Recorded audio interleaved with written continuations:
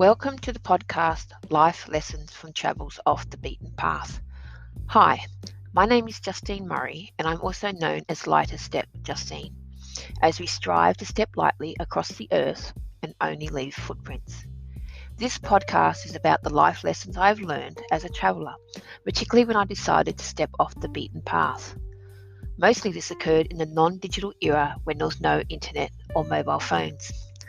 My sometimes bizarre and always unforgettable adventures around the globe, often as a solo woman traveller, gave me great insight into living a fulfilled life, blessed with all my senses to enjoy the wonders the world has to offer.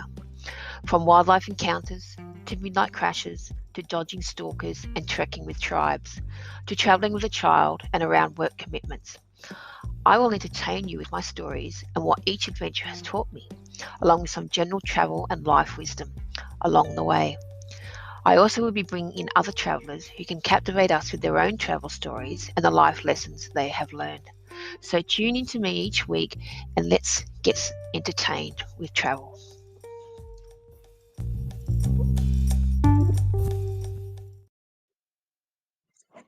Episode 55. Woohoo! Africa! It's a wrap! Finished! Except for the odd few, I think about 4 with interviews and a couple of others.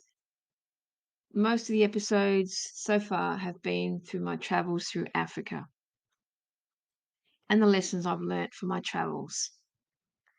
So that started from my first trip where I spent 3 weeks in Egypt. My second trip, which was for 2 years, where I travelled overland from the very top of Morocco all the way down to South Africa. My third trip and my fourth trip, about a month each in South Africa. Covered. So this episode is a wrap up. It's a summary of Africa and what Africa did for me. Africa transformed me. It opened up my eyes. It was one of the most amazing experiences of my life that even now, 30 years on, I have not forgotten. I have not, as you can hear on my episodes, I have not forgotten the detail. That's how much an imprint it did on my brain, myself. What was so special about Africa? Oh, where do I start? Firstly, the landscape, the terrain, from the mountains to the deserts to the massive wetlands, the savannah, the jungle. It's all that I experienced all through my trip from the top to the bottom. And each one was unique in itself and brought different challenges and different beauty all through. They definitely had the stamp of Africa, but they were different in their own perspectives. And we can't talk about Africa without talking about the wildlife. From the big 5, the elephant, rhinoceros, lion, leopard, and what's the other one? Buffalo. But there were so many other animals, all the different gazelles. Oh, the birds. The birds were such amazing birds. From very small, colourful, beautiful birds to very large. Obviously, the largest is the ostrich. But the crested crane, the time when I had a mating pair dance in front of me while I was on a horse in Kenya. The African fish eagle was just an amazing bird, and I used to watch it, nearly every country I went through. But I remember, especially in Malawi, sitting on the islands watching the African fish eagles fighting over, above me and catching fish and amazing feats in the air. The elephants, were unbelievable, massive, but quiet as a mouse. You could not hear them unless they were breaking branches. And just so, they just oozed power. But I wasn't scared of them. I was just in awe of these things. The mountain gorillas. Now that was on a league of its own.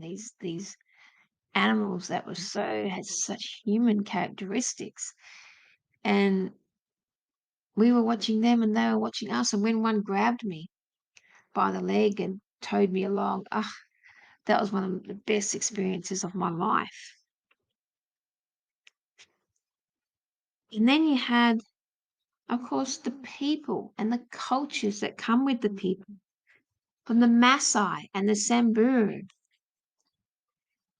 Zulu, and the Dogon. They were my favorites. There is so many tribes in Africa. Can't even begin to try to think of how many tribes there are. Every country had its own, at least 2 tribes. But those are the ones that made the most impression on me, I must say. The Maasai and the Samburu in Kenya, the Zulu in South Africa, and the Dogon in Mali in West Africa. They were so unique in their, in their tribal customs, their traditional dress, the way they carried themselves, their jewelry, their power, their power. They just made Africa.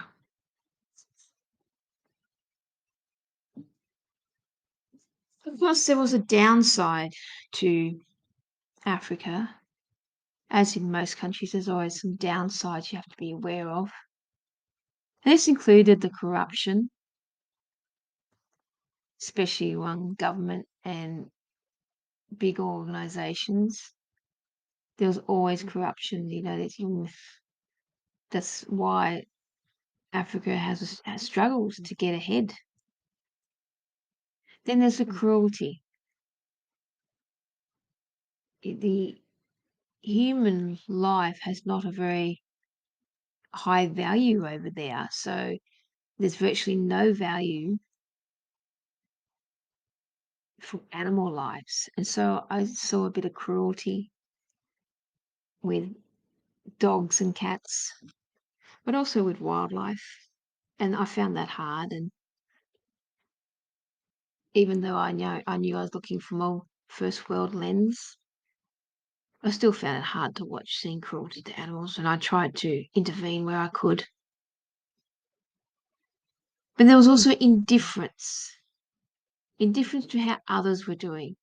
So a lot of parts of Africa were struggling, but like in a lot of cities around the world, a lot of places, there was very big contrast between the rich and the poor. And I met people that had done really well, been helped by the missions, went through schooling, got a degree, a lot of this got paid for, and did really well. Did they pay back? Did they bring their good luck and fortune to others? I didn't always see that, and I thought that was such a shame that it was a individual grab for whatever they can get and not really caring for others outside their immediate or their extended family.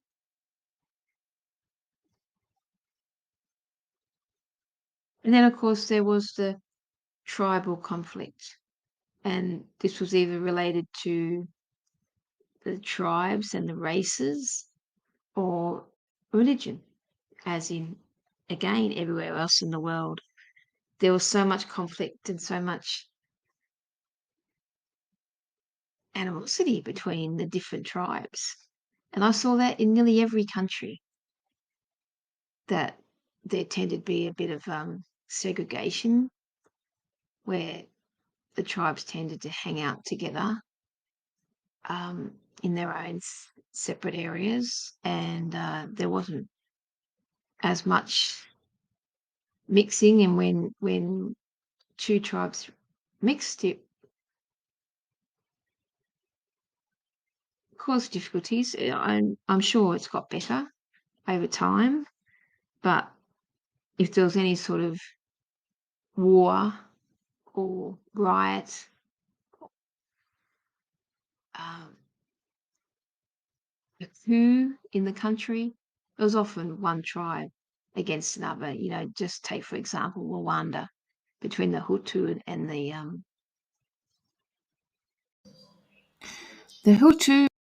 the Tutsis in Rwanda. Honestly, the crime, it wasn't so bad in the country, but in the cities, the crime was rife. There was lots of thievery and pickpocketing. There was lots of hijacking of cars. And as I said earlier, life means nothing. So someone's going to steal your car. There's a high chance you could die in that encounter. And people in these towns, in these cities, such as my knowledge is really from living in Nairobi and Johannesburg. You locked yourself into your bedroom at night with barred gates. All your windows had bars on them. You lived behind 6 and 8 foot fences with razor wire and electric wire. You had dogs, you had security alarms, you had beside your bed, machetes and clubs and all that, and just in case. So it was quite sobering with the problems that Africa has.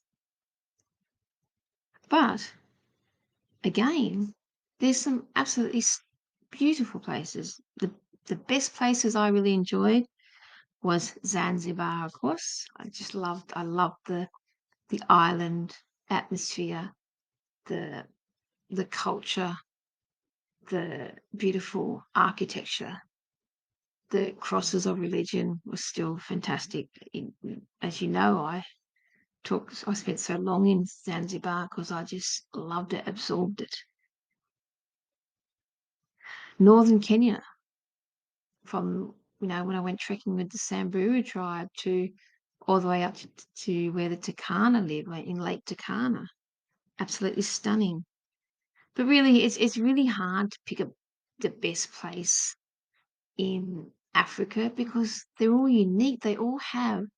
Every country has some unique and stunning landscapes and cultures that are just their own. And I didn't go to every country. I obviously missed all the ones that were at war, such as Chad, Ethiopia, Somalia, and those ones. But as well, it just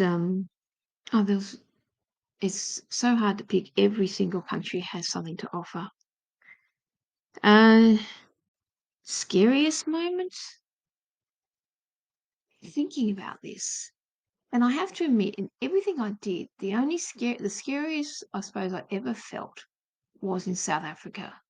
Because as I said when I did that episode, it was just after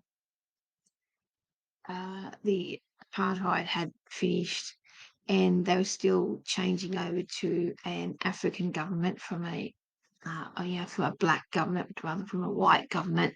There was still a lot of rioting happening, and yeah, I had hitchhiked all around Africa, and I wasn't scared, and yet I couldn't do it in South Africa. I was too scared to hitchhike in South Africa. I was too scared to go for walks until I got out around Joburg.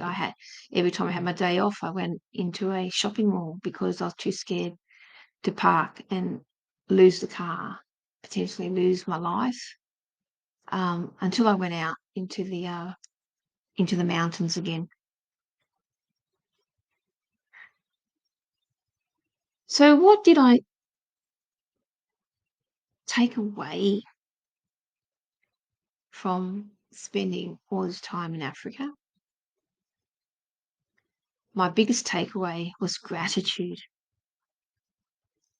Gratitude for the safety of living in my country. We all take for granted how safe we are, especially us here living in Australia, where it's a democracy and we have a very good law system, and there's a lot there to protect you and make sure that all citizens are abiding by the law. It's safe to raise children. You can walk on the street in most places. Yeah, sure, things happen, but they're not as common as in Africa. It's actually, the murders and all that still make the papers, but this wouldn't happen in a lot of other countries in Africa, but also I know in others, like places in the world. So and a gratitude just to experience all these countries, experience the wildlife, the nature, experience being able to immerse myself in the different cultures. And another thing I took away was the importance of family. So, by this time, I had spent 6 years away from living with my family, not seeing them. We weren't that close. We were a typical Western family that were spread across the whole eastern coast of Australia. So that's like, 2,000-3,000 kilometres. And then I spent the time with the tribes and their families, and they had nothing except what they could carry on their back, what could go on an animal, and they would, they were pastureless. They could move as the feed runs out, and they moved to different places, and they just took it with them. And their family was everything. And in other places where they lived in villages, they they lived with their grandparents. And I know this happens in quite a few other cultures as well. But these families were so happy with the simple in life, and so happy just to be with each other.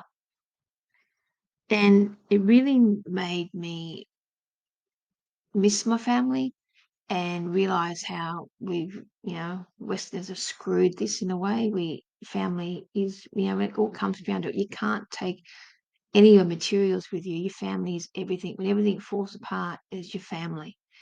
And so I made a pact when I came home that I would make an effort to visit my family and rejoin my family. And I've been doing that all the way through. I've been the one who's been contacting them and visiting them, and really making an effort to to be part of the bigger family, and making sure that as my child grew up and to be part of the family.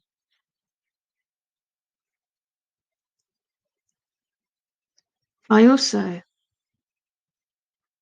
got, I've always had a love for nature, but being all that time in Africa, basically in unspoiled areas of Africa, really cemented my love for nature, my love for wildlife, my love for landscapes that hardly been spoiled.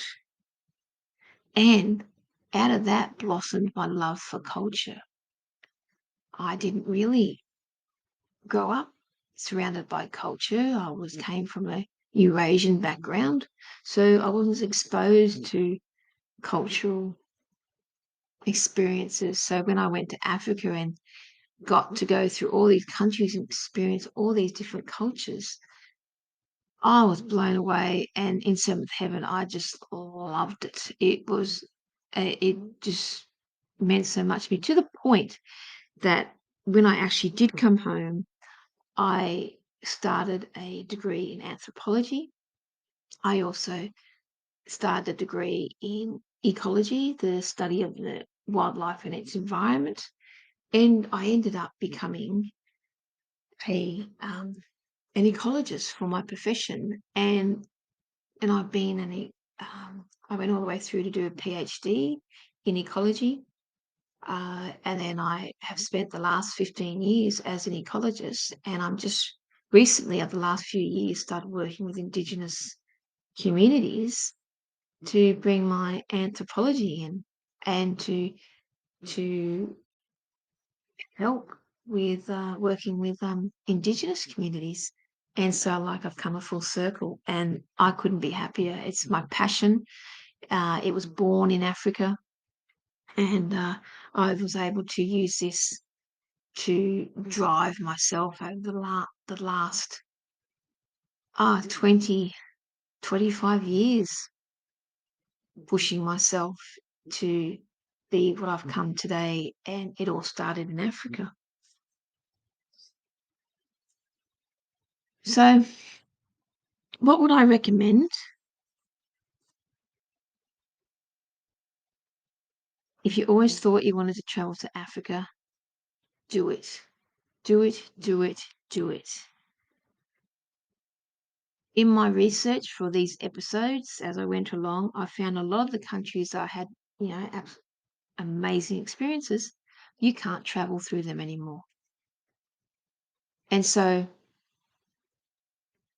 a lot of these experiences you can't get anymore. And the longer you leave it, the more it changes. It's all changed now because it's all mobile phones. It never was there. There was no internet and digital cafes. We didn't have any of that when I was there. And I know 20 years before I was there, it was even completely different. So the longer you leave it, the harder it is to get the experience. Hey, look what I said about Zanzibar. When I went, it was a little fishing village up at the end of the north end of the island at Nungwi. Now it's a thriving tourist mecca. And so for me, it's completely spoiled. But I was able to get that experience and really enjoy it. And there's places around the world that's like that.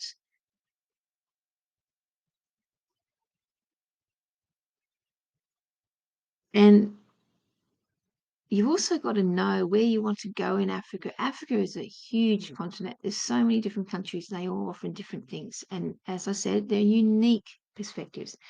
Many times I met people at the end of their travels going through Africa, and they were disappointed. And I'm like, why were you disappointed? And they said it was not what they expected. They'd go to a national park and the animals would just stand there, and they said it's just like being in a zoo. But if you pick those parks like the Masai Mara, and that we have just thousands of tourists going there every single year, the animals get used to the cars, get used to the people, so they don't move. They just tolerate them. And then people go to other places where they aren't so used to people, and the animals run away when the cars turn up.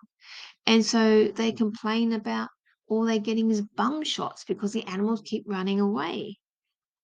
And it did my head in, really, because it's like, well, really, when want to go somewhere, you've got to be open to all the experiences. You've got to do your research to know where you're going and what to expect. These days, it makes it so much easier when you've got Google, you've got the internet to check things out, and you can check experiences and reviews.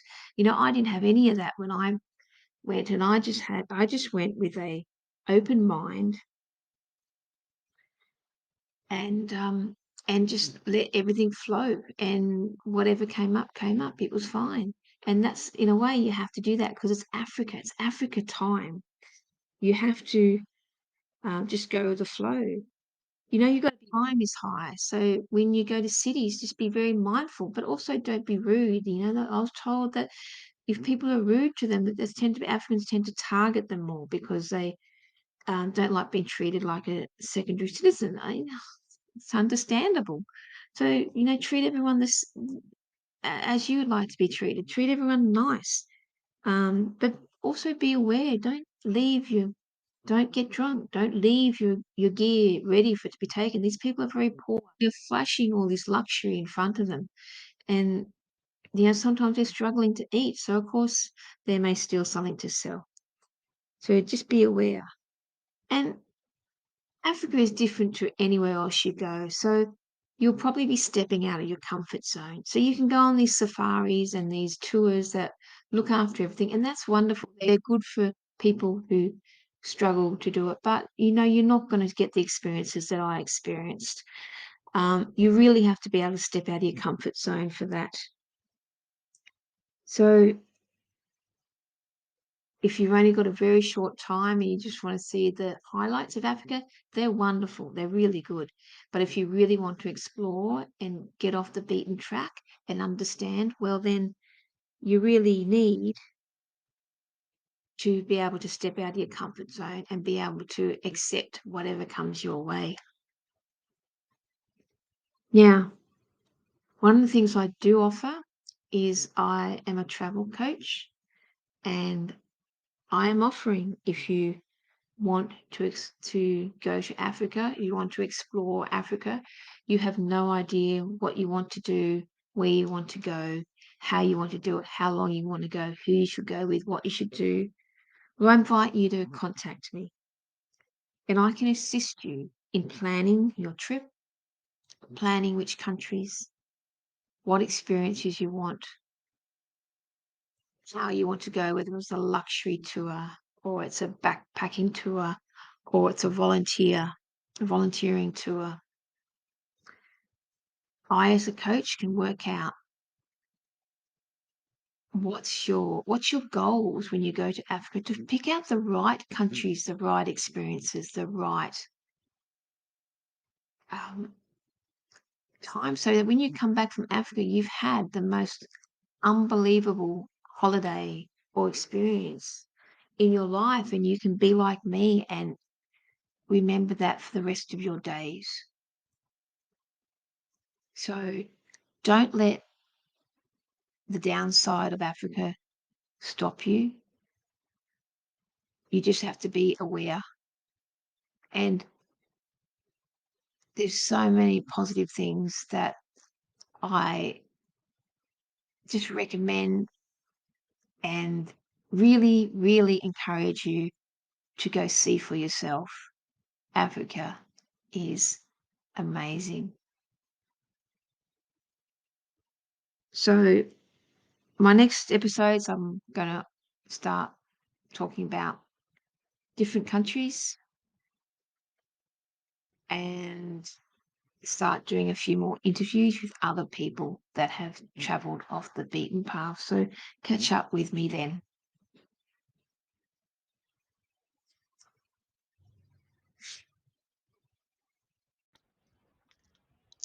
Like always, I want to leave you with a thought to consider.